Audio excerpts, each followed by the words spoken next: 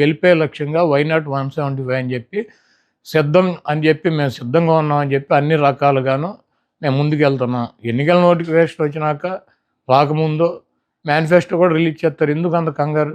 తప్పకుండా జగన్మోహన్ రెడ్డి గారు ఒక మాట చెప్తే ఆ మాటకు కట్టుబడి ఉంటాడు.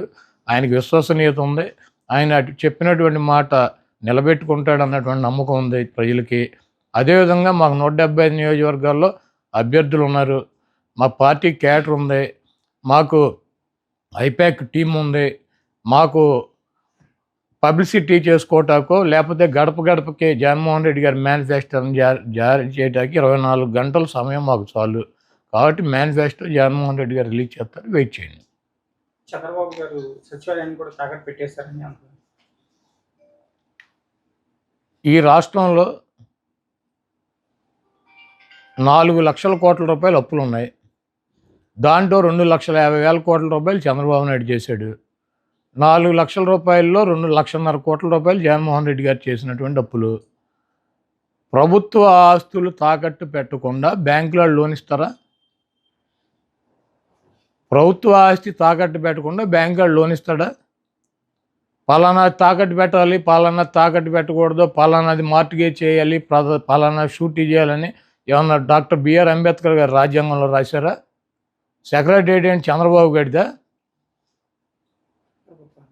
ప్రభుత్వాన్ని. ప్రభుత్వం డబ్బులు కావాల్సి వచ్చినప్పుడు, ప్రజలకు అవసరమైనప్పుడు, బ్యాంకుల్లో డబ్బులు కావాల్సి వచ్చినప్పుడు మార్టిగేజ్ చేస్తారు, తాకట్టు పెడతారు, మళ్ళీ డబ్బులు కడతారు, రిలీజ్ చేసుకుంటారు. సెక్రటేరియట్ అని బాబు గడి సొత్తా, చంద్రబాబు గడి బాబు గడి సొత్తా? ఇది తాకట్టు పెట్టారు, అది తాకట్టు పెట్టారంటే వీడు పెట్టినయే పెట్టాలా? కానీ చంద్రబాబు నాయుడు పెట్టినటువంటి ఆస్తులు తాకట్టు పెట్టాలి. ఏమైనా రూల్ ఉందా? రాజ్యాంగంలో రాసి ఉందా? పలానా ఆస్తి పెట్టాలి, పలానా ఆస్తి పెట్టకూడదు. అది ప్రభుత్వం ఇష్టం.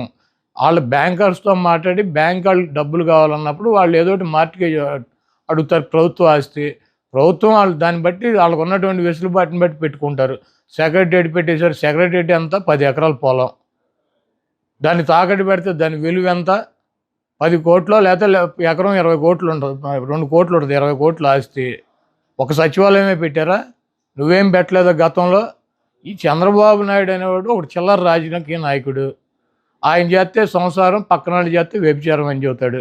కాబట్టి ఇటువంటి చంద్రబాబు లాంటి 420 మాటలు ప్రజలు పెద్ద పట్టించుకునే పరిస్థితులు లేరు. చంద్రబాబు నాయుడుకి అభ్యర్థులు ప్రకటించుకునేటువంటి పరిస్థితి లేదు.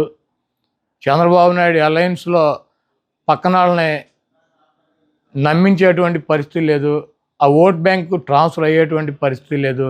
నేను ఒకటే అడుగుతున్నా, చంద్రబాబుని సమాధానం చెప్పమానండి. 30 మంది పైన తన సామాజిక వర్గం 3% ఉన్న వాళ్ళకి 30 మంది కమ్మ వాళ్ళకి సీట్లు ఇచ్చాడు చంద్రబాబు నాయుడు. పవన్ కళ్యాణ్ అడ్డం పెట్టుకుని కాపులు ఓట్లు గంపగుత్తగా వేయించుకోవాలని ప్రయత్నం చేస్తున్నాడు. 20% పైన ఉన్నటువంటి సామాజిక వర్గానికి ఆయన ఇచ్చిన సీట్లు అన్నీ 24గా. ఆయన కులానికి ఇచ్చుకున్నటువంటి 30 సీట్లు ఆయన ఇచ్చేసుకున్నాడు ఆయన పార్టీలో. మరి 20% సామాజిక వర్గం ఉండి వాళ్ళ ఓట్లతో గెలవాలని చెప్పి ప్రయత్నిస్తున్నటువంటి చంద్రబాబు పవన్ కళ్యాణ్కి ఇచ్చే సీట్లన్నీ 24గా. దాంట్లో అసలు 10-14 సీట్లు తెలుగుదేశం పార్టీ పోటీ చేసినా ఓడిపోయేటువంటి డిస్పోజల్ సీట్లు ఇచ్చాడు.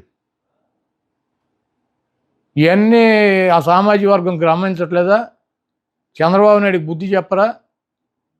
3% ఉన్న తన కులానికేమో 30 సీట్ల, 20% ఉన్నటువంటి ఆ సామాజిక వర్గం గంపగుత్తగా ఓట్లన్నీ ఎంచుకోవాలని ప్రయత్నిస్తున్నటువంటి ఒక రాజకీయ పార్టీకి 24 సీట్ల.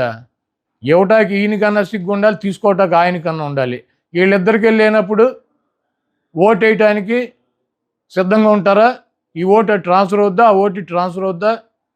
మేమిద్దరం కలిసాము, మీ ఇద్దరు కలిస్తే జనసేన పెట్టింది రాజ్యాధికారం కోసం అని చెప్పాడు పవన్ కళ్యాణ్ గారు. ఎప్పుడు కమ్మారెడ్డి వాళ్ళేనా అధికారంలో ఉండేది? ఎస్సీ, ఎస్టీ, బీసీ, మైనారిటీ మనసు ఉండదు. ఈ లవ్ కొంతమంది జీవితానికి సరిపడా మధురమైన అనుభూతులను అందిస్తే, మరికొంతమందికి జీవితాంతం వెంటాడే చేదు జ్ఞాపకాలను మిగిల్స్తుంది.